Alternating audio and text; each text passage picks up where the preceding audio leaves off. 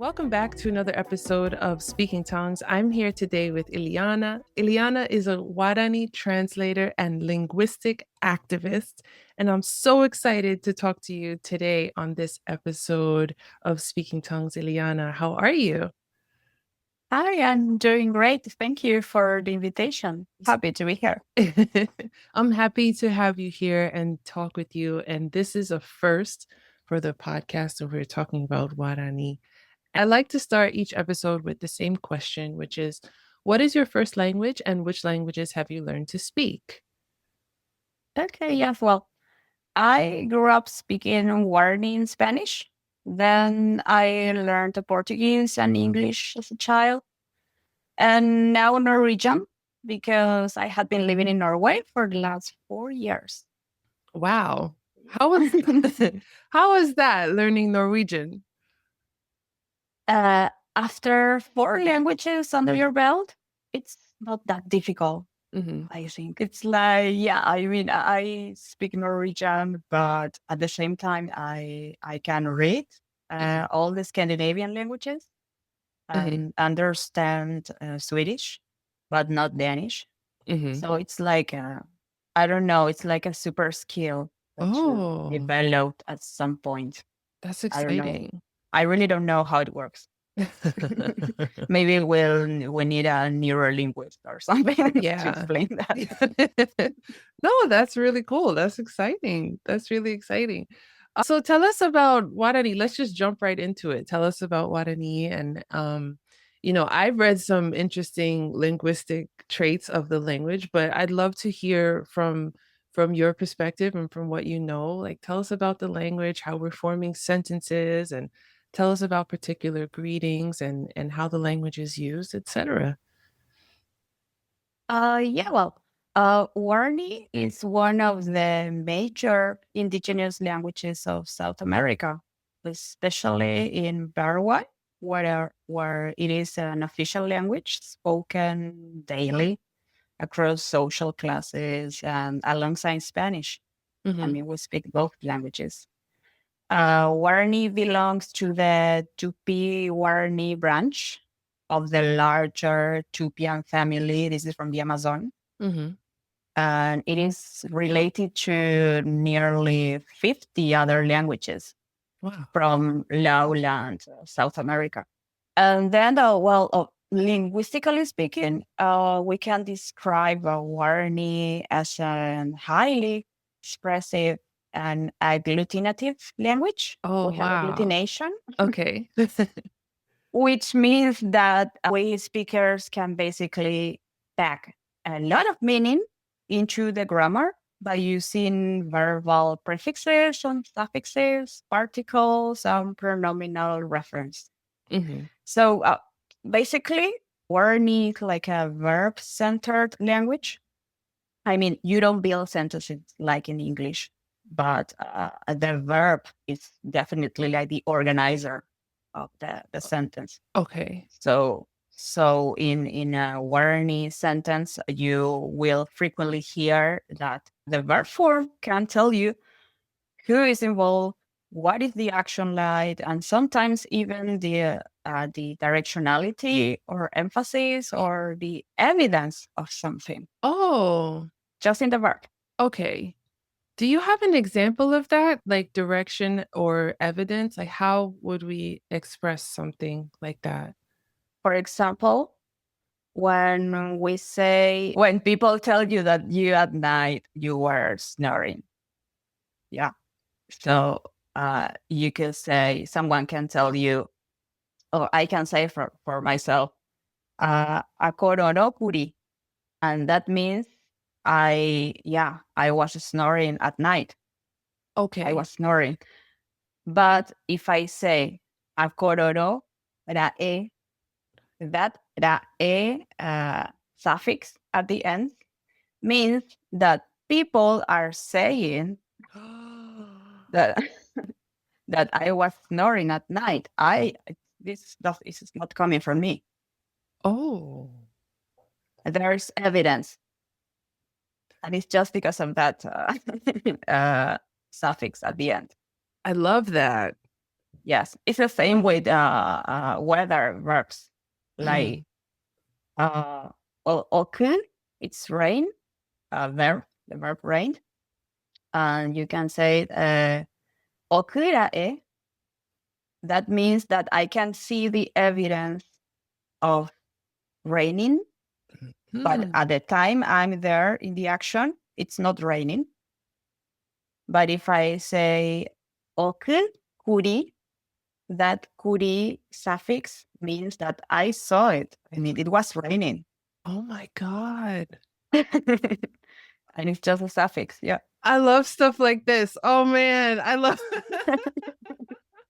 It completely changes. I mean, I know that happens. I know for a fact that it actually happened, hmm or I was told, or there's evidence around me implying that that thing happened. Oh, that's so descriptive and Hmm. efficient. Yes. Yes. Only in the Especially, verb. yeah, okay. No, I love this because I'm thinking even about the weather, you know, there's like we're so boring in English. We just say it's raining or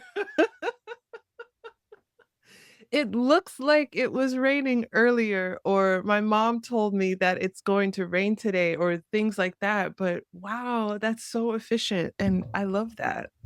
Yes. And it means only one verb. And because of the prefix, Mm-hmm. I know I'm talking from the first person. Mm-hmm. I don't need an extra article like in English, the I, he, she, her.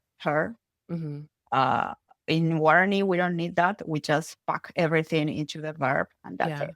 Okay. Oh my You know gosh. who is speaking and you know if that person actually saw that or only has some evidence or was told Mm. about that. How do we mark direction in Guarani? Uh, Or for do we? example, Okay. yes, we do with certain verbs. Again, adding a suffix Mm-hmm. at the end. We know that if we are going backwards, forwards, I mean, where we are moving, depending on the suffix that we add, it's just one or two letters. Okay. Just that. And I know if you are moving forward or backwards. Then we had something that is very interesting and it translates into Spanish, this Paraguayan Spanish, that, for example, we say if I'm building something or if I'm making something, for example, you'll say, I'm building my house or I'm sewing this t-shirt. But in Guarani, for example, in Spanish, you don't have this, we have a suffix in Guarani that implies that it's something for the future. Okay. I mean, as I'm talking in present, Mm-hmm. but this thing I doing now is something that uh, it will be finished or it will have some result in the future. Mm-hmm. And that is with the same verb in present and just adding a suffix like ra. For example, ayapo means I'm doing, but if to the noun, for example, I'm building my house. I mean, in English, you have to add something else to know if you are building that house right now for something for right now, or if it implies that it's a house that you are going to live in the future. Right. You need some another thing. Well, in Guarani, when you add this ra, ayapo, sheroga is my house. Mm-hmm. But if I say oga, house, ogara, Oh, God. it means that that house or that project that I'm doing right now is for the future. I mean, I'm building this house now. I'm not living in this house now, but this is something for the future. And again, in English or in Spanish, you will need more context. Like, you are making dinner, or I make dinner Mm-hmm. when. Right. Right. And in Guarani, if I say I make dinner and I add the suffix na, you know that is for later. But we use this suffix especially for projects. Okay. We are talking about a long-term project. Oh. And also we have a lot of emphasizers for things. It's like I'm mad. Then you can say like I'm super mad. And but you just keep adding one letter to that. And there you start emphasizing, and make it like more stronger. So the more letters you add, the Yes. more upset. The more suffixes. Yes. Okay. Yes. Yes. And we can see that we have some verbs that we linguists call them like the mother's verbs. Okay. These are some modalizers. When I say ekaru, which means eat, if I say ekaru ke, that is an imperative. That means eat. Eat. Yeah. Okay. Yeah. But then we don't have please, the word please, or por favor in Spanish. But we have another suffix that we add like to soften the request. Okay. So we call them the mother's verbs when they say ekaru ke na. Okay. Like I'm giving you a command. I'm giving you an order. Eat now. But then I add that softer at the end, like please.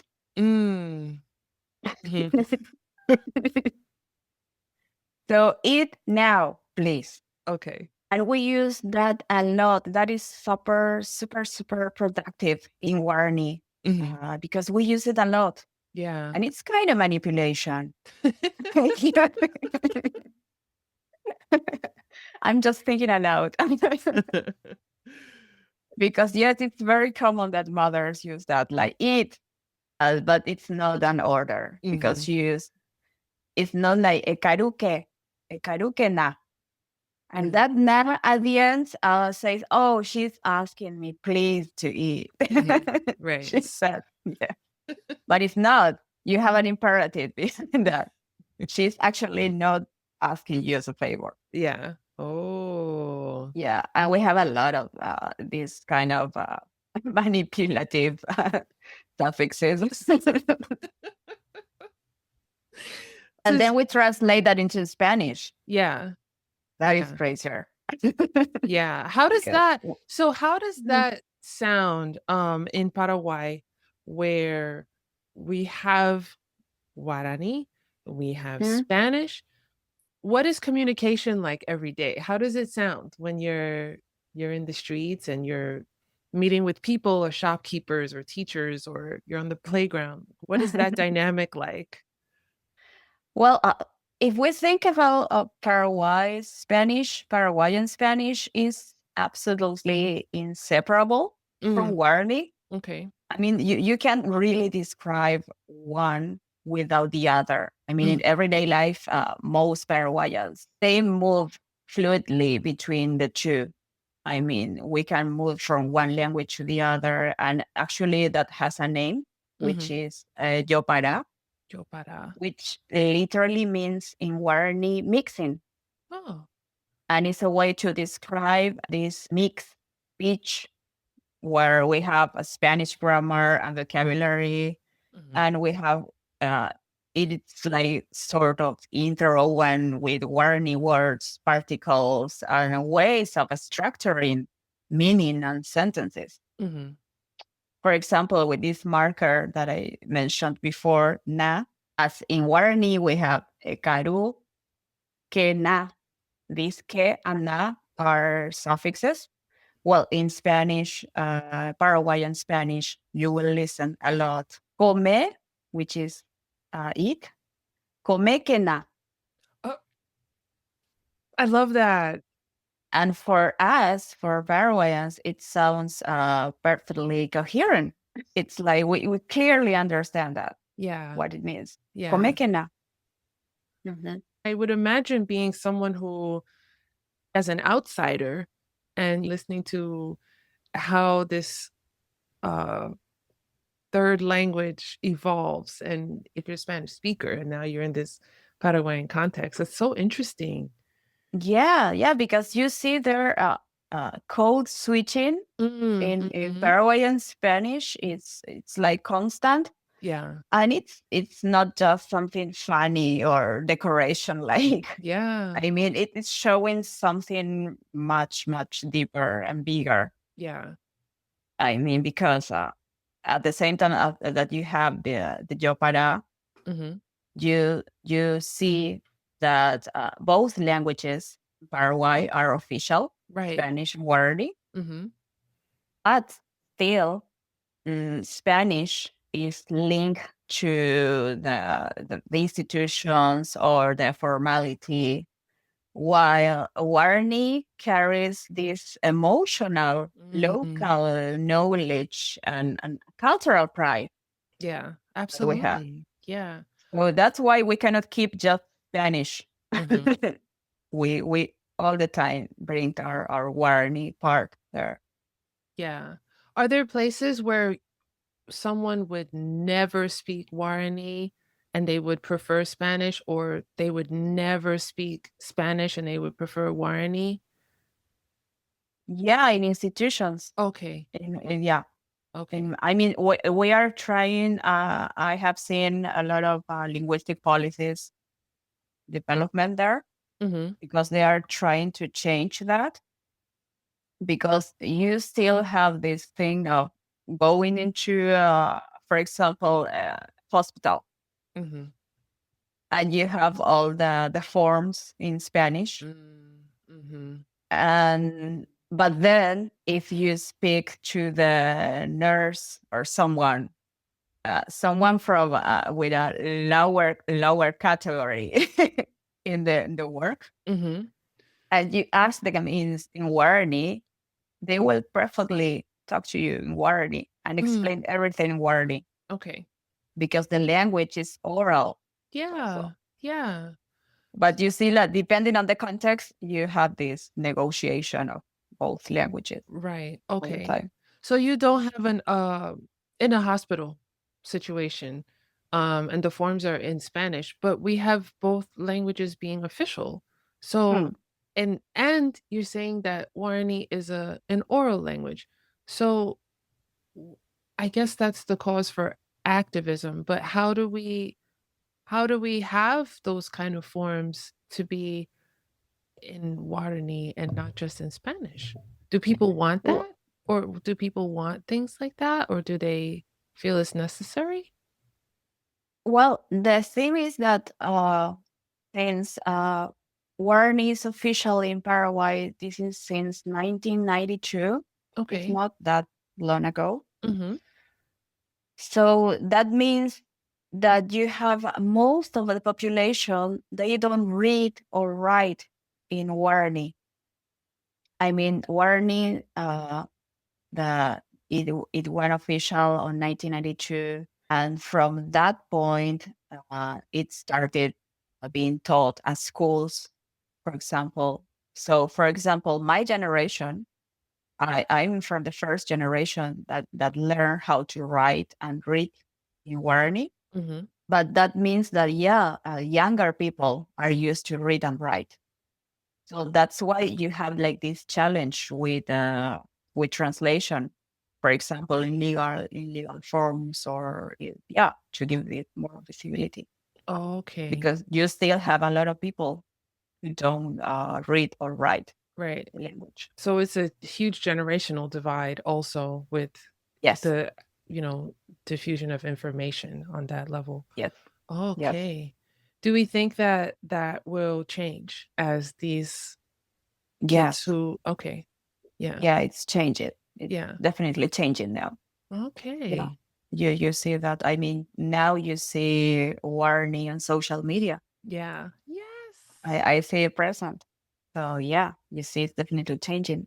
That's so exciting. Oh man, I love this.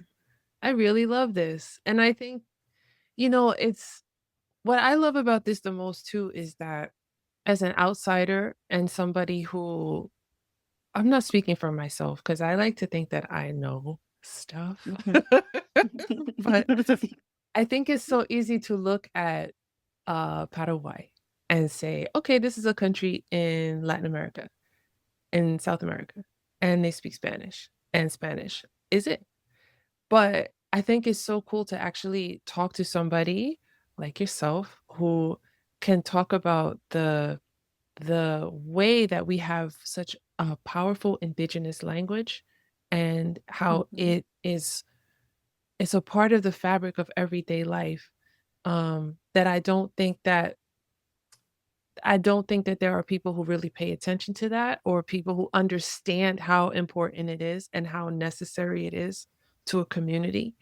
And maybe something that, like, you can see it on paper, okay, you have two official languages of the country, but to know how they're being used, to know how much they're valued by community, and to know how important it is, I think is really valuable. I know you told me that becoming a translator is was something that wasn't an easy decision for you. It wasn't a simple decision for you. And, as you mentioned, it's such a personal language that people use Guarani. But tell me a bit about what that decision was like for you to decide to become a translator of the language. Yes, I have to mention that Guarani is the language of my family, my ancestors. Well, I grew up bilingual. And as I mentioned before, being bilingual can be described as, yeah, learning to swim in two rivers, in Mm, two worlds. I live in two worlds all the time. For example, in my family, until my parents' generation, everyone was monolingual in Guarani. mm, And due to the traumatic experience of growing up with an indigenous language, as they did, they decided to speak Guarani only between them and not to us, I mean to their children, mhm. my sister and I, because they wanted us to basically access to good education, I see. to wide education. Hmm. I mean, Yeah. uh, because they knew how difficult it will be for us to grow up with the indigenous language as the first language. And I mentioned this not as an isolated case, but I think, I believe this is a repeated story Hmm. in every family in the world Yeah. whose first language is not an hegemonic one. Hmm. But what happened then? Okay, I grew up learning, I mean, all my formal education was in Spanish and English.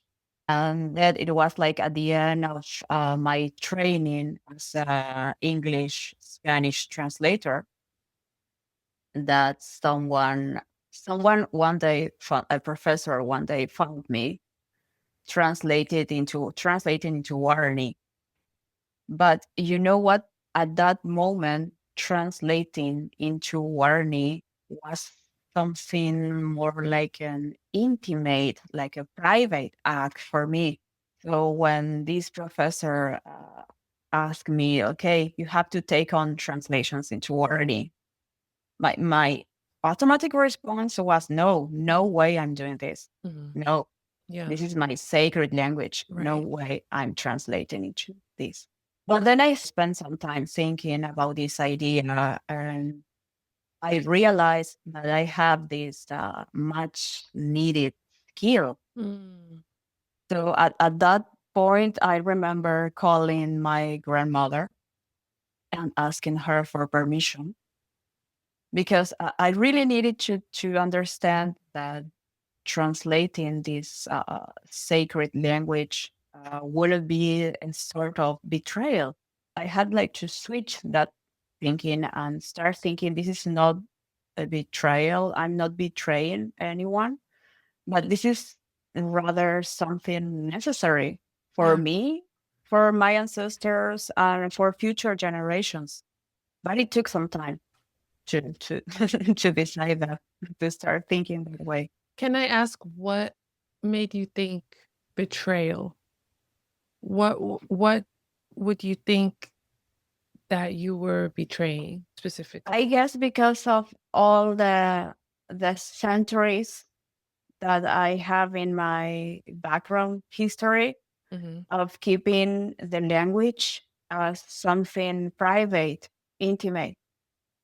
I mean, at some point in the history, we learned that in institutional places or in the outside, you should speak Spanish. Mhm.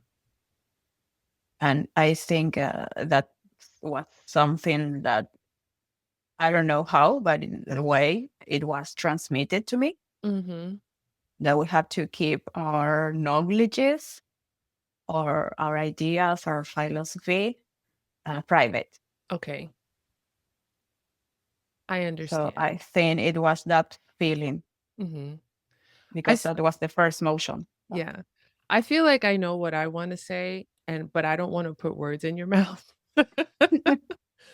But I feel like when you're of a community where you are non-white, you Mm, feel a responsibility to your community to gatekeep mhm. the Yes, things that have kept your community thriving for as long as it has. So, I don't want to I don't yes. wanna put words in your mouth, but as a Black woman in the United Mhm. States, this is what is making me feel like, I might not wanna tell people, like, my practices and the things that, especially say you go to your grandmother, and grandmothers are sacred. Grandmothers are sacred. Yes, Um, and even that, the sacredness of that, I feel like yes, as people of color all around the world, indigenous people all around the world, like we recognize that. It's like you don't yes, even have to say it, but yes, um I just that's why I was asking. Maybe I was thinking the right way, but I wanted to hear how you yes. frame it. Yeah. Yeah, Okay. yeah, but it's absolutely that way. Mhm. I mean, you completely understood when I told you I had to ask permission to my grandmother. Mhm. Mhm. You understood what it meant to me Yeah. Yeah, and that's because I huge. had to. Yes, yes. I always remember my first reaction to this professor was like, no, no, Mhm. this me, this is myself. I mean, this is like a sacred part Yeah. of me, Yeah. myself. So it was like a big no, Was your professor also a Guarani speaker?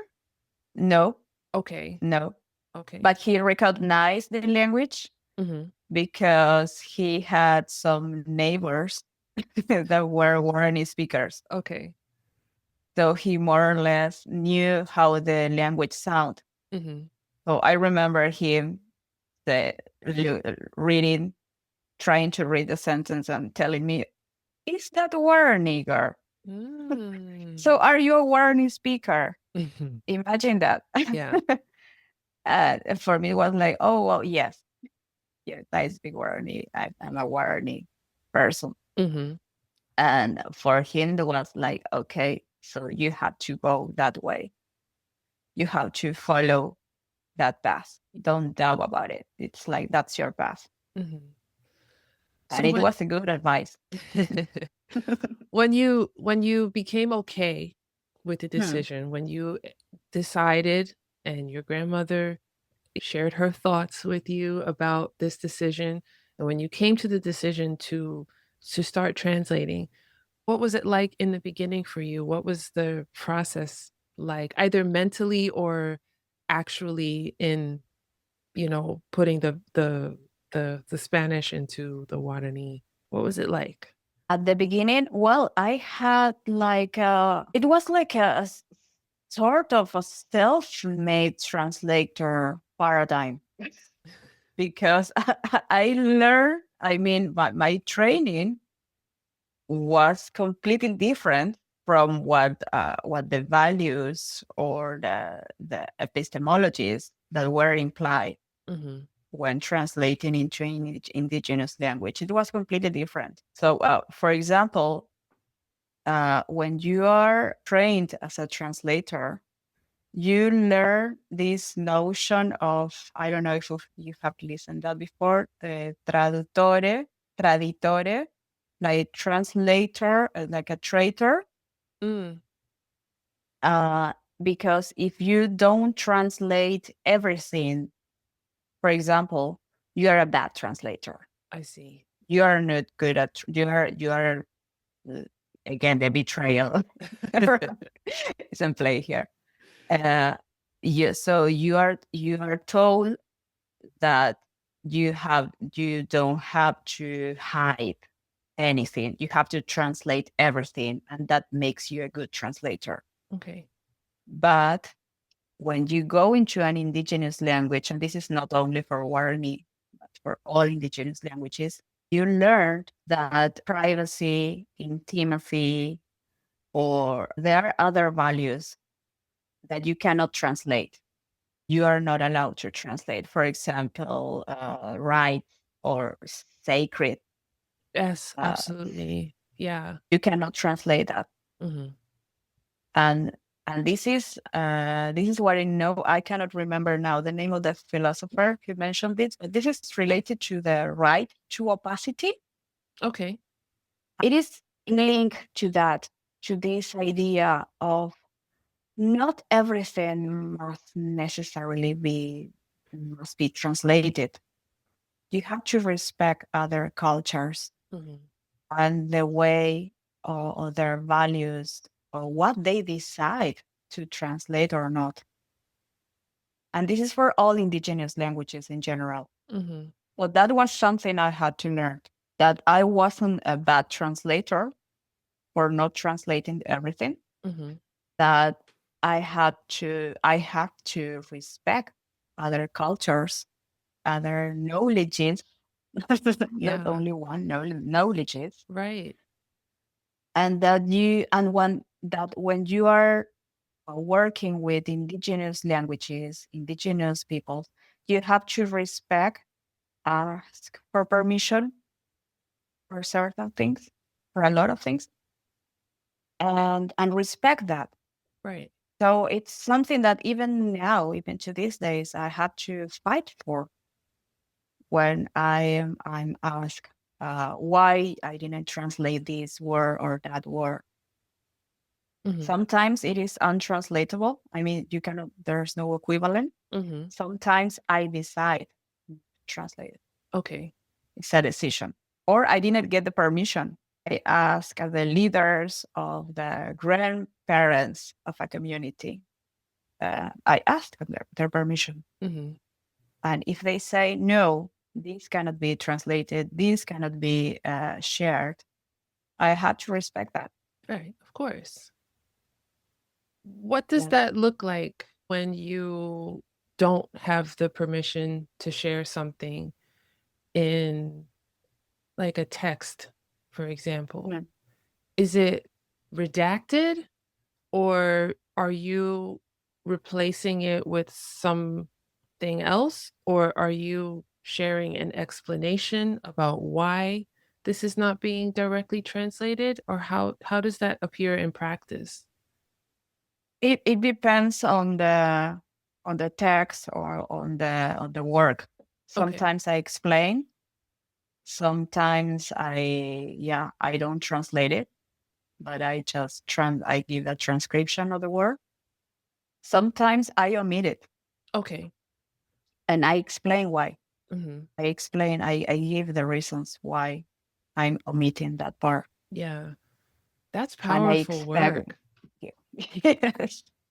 And yeah, the most difficult part is to make the other side to understand that this is an omission on purpose. Hmm. Like I really did that.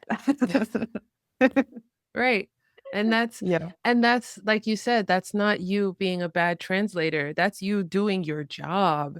And I think Yes. doing your job really well because you understand the sentiment. You understand what you can't do. And I not everything is meant to be translated. I agree Yes. with that. Not everything is for people to. And then I think when, if when you translate things that shouldn't be translated, then you're really opening yourself up to misunderstanding and mistranslation and people just deciding what they Yes. want to take from this moment. And then it's more extraction on an indigenous community that we don't need in this world. Yes. Yeah. Yeah. Especially this notion of all the time trying to adapt that knowledge Hmm. to our Western point of view. Right. Hmm. I mean, that knowledge must adapt or be in a certain framework Hmm. that is clear for the Western Right. worldview, and Yeah. sometimes you can't. Right. And I love so much that you say knowledge is, Hmm. because there are so many. And it's easy, I think, for people to think, like you said, especially in the Western world, to think this is it, this is the way. But I love Yes, that you've said more than once knowledge is, because it's the truth. It's the truth. yes, There's so many, and we need to understand that and maybe have the space to hold as many as we can. yes. Yeah. It's Um not that difficult, but here we are. Yeah, yeah, no, it's not difficult at all. And I think, I know that's why I make this show, because like I don't have all the answers. I don't know everything. No. And I don't expect anyone to, but I think if we could have conversations where we get to understand, others' stories and perspectives and knowledges. Oh my God, I love that so much. Other knowledges, I think we would just be in such a better place in our society. Yes, You've said that translating indigenous languages can be often political work. And I think you're sharing a little bit of that with us now about, you know, not choosing not to translate what should not be translated from the community. In what ways does translation become a form of advocacy for Guarani and for the people who speak it? okay, well, this is a long answer. Okay. you know, because I think that translation becomes advocacy for Guarani, and not only for Guarani, for all indigenous languages, on several interconnected levels. Mm, So, for example, first, uh, if you think you must consider that translation makes Guarani audible and visible in spaces that usually exclude it. So, for example, schools, courts, hospitals, mhm, media, literature. So, when I insist that a legal document, a government form, or a children's book should exist in Guarani, I'm not just transferring words. I'm asserting that Guarani speakers have the right to understand and to be addressed in their own language. mm, It's not that difficult. mhm, Also, as I mentioned before, translation challenges these colonial languages hierarchies. I mean, we know that for centuries, hegemonic languages such as English and Spanish they have been treated as the proper language, the language of knowledge, the language of power. And Guarani and all the indigenous languages as something uncivilized, mm, barbarian, or backward. mhm, So when I translate into Guarani, especially philosophy, science, contemporary literature, you know what I'm saying there? I'm saying Guarani is fully capable of expressing complex, modern thinking. And I think that's a political statement. Mhm. Also, when I'm translating Guarani, uh, I'm protecting, and I mean, through this action, I'm protecting and revitalizing the knowledge that is embedded in Guarani, because there are many concepts such as, territory, community, reciprocity, spirituality. Mhm. Mhm. They don't have exact equivalents in Spanish or English. So yeah, as translators, we often refuse to erase those concepts. We want to keep the Guarani terms, explain them, or create new strategies so that this worldview, our worldview, survives and circulates. That's the way of defending these indigenous knowledges or Yeah. epistemologies. In Paraguay, how does it change throughout the country? And as a translator, are there things that you need to understand where maybe, okay, in the big city, it's spoken this way, and then in the countryside, it's spoken a different way? And how do you work with that as a translator? Oh, yes, definitely. I mean, Guarani has a lot of varieties.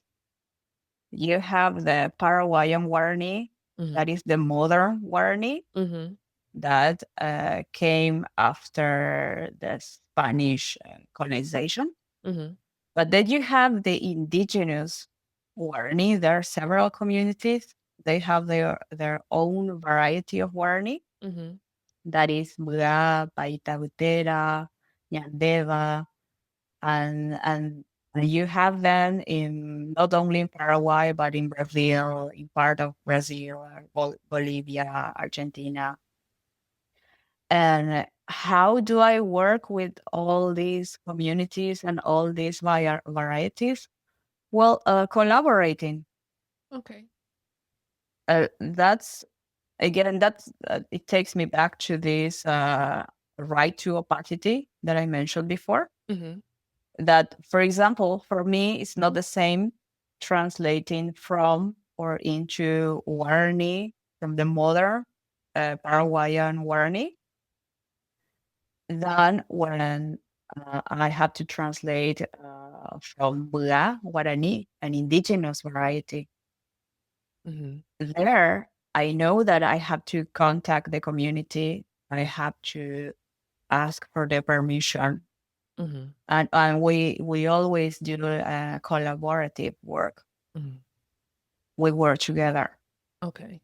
What I basically do is like to transfer my skills or to make sure that their rights, that they have their rights, Mm-hmm. that they are paid properly, that how to manage a lot of things. I think your work is very exciting. I do. I do. I do. And I do. And realizing how uh widely spoken across, you said Argentina, you said Brazil. Hmm. Um and even thinking about, and you did say this earlier and it's just clicking in my head that it's to be uh Yes, and from the Amazons. exactly. Yes, And so now I'm thinking, and I don't know if you have an answer for this, but now I'm thinking, okay, if Brazil is also in the mix, is there a Portuguese Guarani yes, component in the way that you have Spanish? I'm not saying to say it's different, but there are different considerations yes, to take when yes. you have the Portuguese component with Guarani instead of the Spanish component. So that, yeah, yes, I think the work you do is very interesting and very exciting. Thank you. I know that you work with children's books and you work with children's Yes. literature. Tell me a bit about that and what what drew you to that specifically, and tell me about the work that you do with children's lit. Well, this is in line with this visibility and advocacy thing. Hmm. I think that having books written or translated into Guarani, yeah, gives visibility and recognition to the language, Hmm. and a language which may be these children's first language Yeah. or their heritage language or the language that is spoken in his or her family, in their Hmm. families. I mean, we don't know.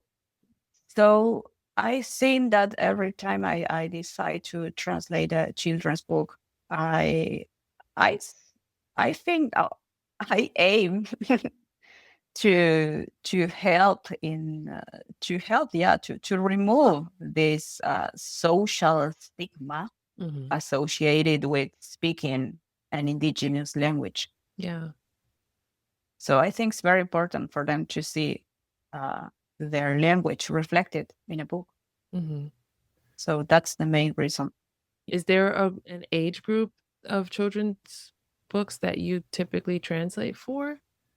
No, I like to translate for everyone. Okay.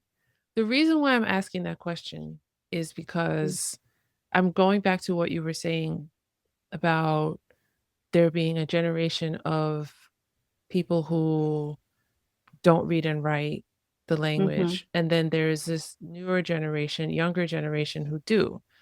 So, thinking about the children, yes, of course, we want them to see their language. We want them to be able to read it and be proud of it and see Yes. themselves reflected.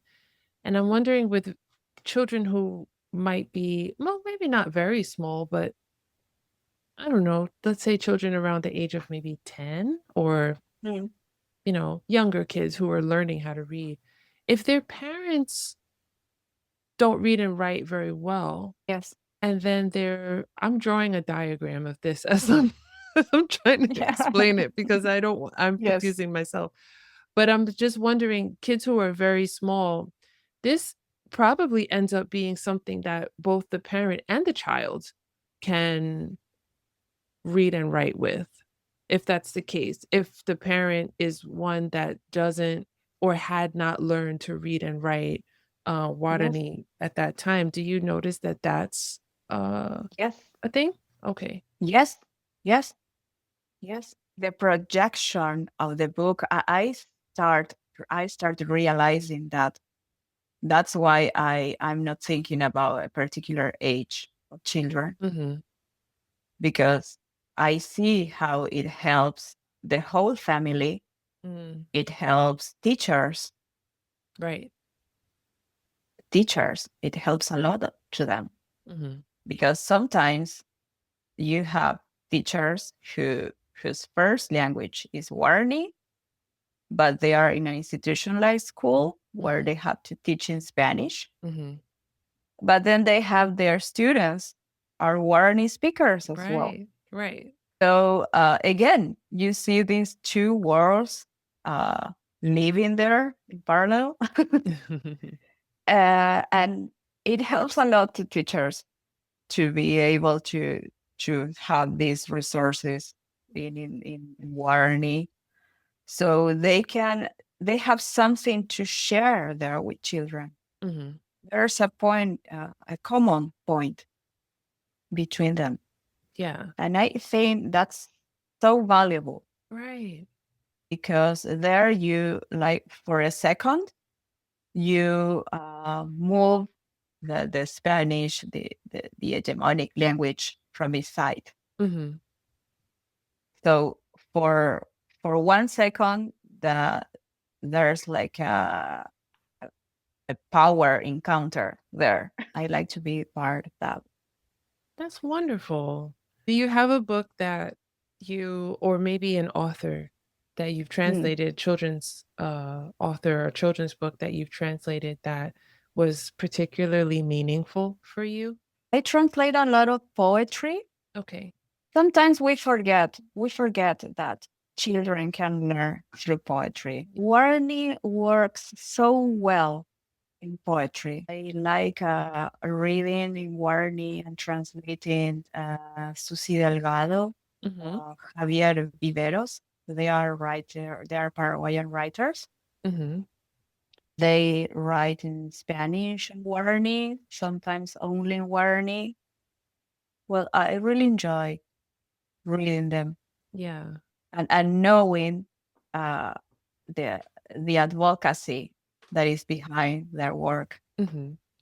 I know there's a powerful reason why they Yeah. decide to write in Guarani. Why do you feel that Guarani works well in poetry? Because of these characteristics that I mentioned at the beginning, Mm-hmm. this expressiveness and agglutinative uh, features of Guarani. Okay.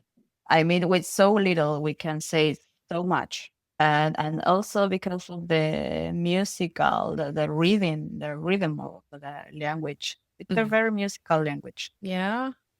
Yes.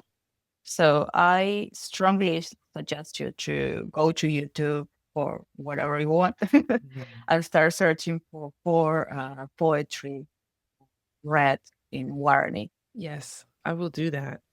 Because even if you don't understand the language, yeah, there's a musicality. It's very musical. Making myself a little note here.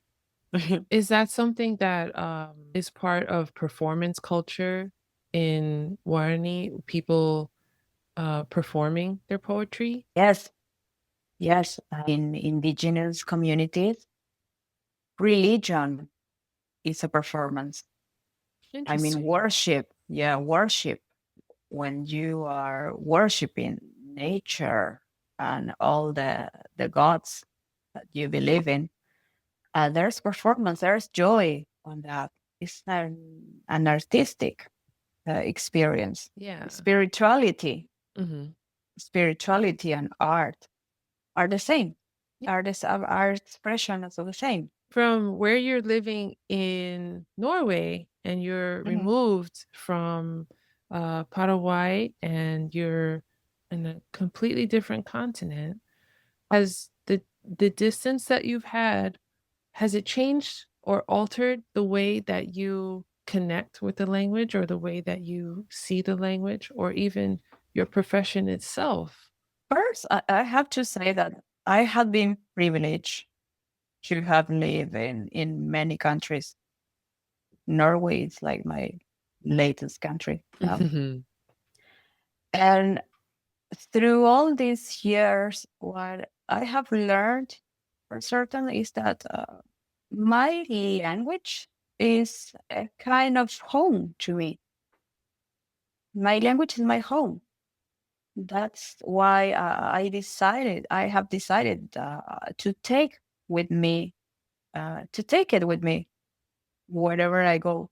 Yeah. I mean, I have been changing landscapes for a long time. But you know what? I cannot imagine a word without being able to describe it in warning as well.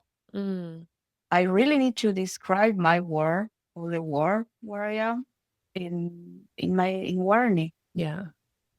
I cannot imagine my life without doing that. I was curious because, you know, when we move around the world, and like you said, you've been in many places and you've lived in many places, I think our different experiences shape us and they shape the way that we relate to our home, relate to where Hmm. we grew up or where we come from. And not in a bad way. I don't mean that in a bad way at all. I just mean that, No. sometimes our views expand or shift and Yes. can have us reflecting back on where we come from in a different light.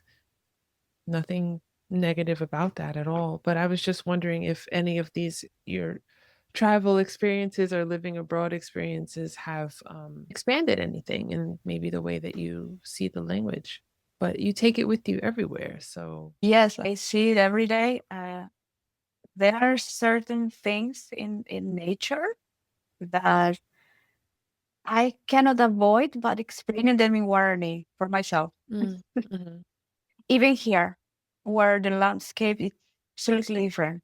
Yeah. I mean, here I have learned all the varieties, all the names for white, for snow. Hmm. And it's true that you need them. They're different whites. Uh, but at the same time, other words that I keep that I really cannot translate them. Mm, And they are emotional words. I don't know yeah. if that happens to you, that you have certain words assigned to certain emotions and in a certain language. You feel that in that language. So yeah, that happens to me. And now I speak a nice mix. Yeah. I think that's so cool. And as you're talking about all the words for white that you've had to Hmm. learn, as soon as you said that, I'm thinking of the landscape of what I have not yet been to Norway, which is crazy because I want to visit Norway so badly. It's Mm-hmm. towards the top of my list of places I want to visit, but I haven't visited yet, and I haven't visited Paraguay yet. But like you said, the landscapes being so different, and I'm just like, how, if you're describing them in Guarani, if you had to describe it in Guarani, like the different landscape in Norway, what is that like? Well, I'm having a nightmare now with that Oh. because no, because I'm translating a poem, Hmm. and it's about the different seasons. And of course the season for the winter season, Mm. it's a beautiful poem, but where you have this play with all the type of snow and white, I'm still stuck Wow. on that season because it's very difficult for me. How do I explain something in the other side of the world where they had never experienced that, Mm. all these whites? Hmm. It's like here talking about our red land. I mean, the land there in Paraguay, in that part of South America, even in the Amazons, you have so many greens, so many reds, uh, but especially the greens. Yeah. I'm thinking of that. Or in Guarani, we have like 7 words to describe the morning. I mean, when with the first light around 3 a.m., we have a word for that. Oh. So we have it depends a lot. I think that the people are describing their landscapes. Hmm. So there we have so many greens, so many descriptions Hmm. for the early morning because it was necessary Yeah. to describe that. Right. And Right. here you have so many descriptions for snow because it is definitely necessary. This has been such a great conversation, and I've learned so much. I think you gave me a starting point because I really have so many more questions, but I know we only have a certain amount of time, and I don't want to talk your ear off. I don't want to talk you to death about Guarani, but for me, it's, and like I said, this is the first time I'm talking about it on the show, so it's really a pleasure for me to be able to have this discussion and to have some time with you to learn about the work that you do and to learn more about your community. So thank you so much. No, thank you. It's Um, so important. I think so. I think it's so important too. If you'd like, please let us know where we can keep in touch with you and where we can follow and support your work. Oh, well, you can find me on LinkedIn under my name, Iliana Franco Alvarenga, and on Instagram I'm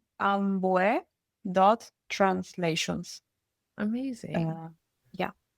Great. I'll find it there. I will add the links to the show notes Thank for you. this episode so that people who want to connect with you will be able to click and get in touch with you right away. Thank you. Thank you so much. And thank you again for this Yeah. nice interview. My It's been pleasure. wonderful being here. It's my pleasure.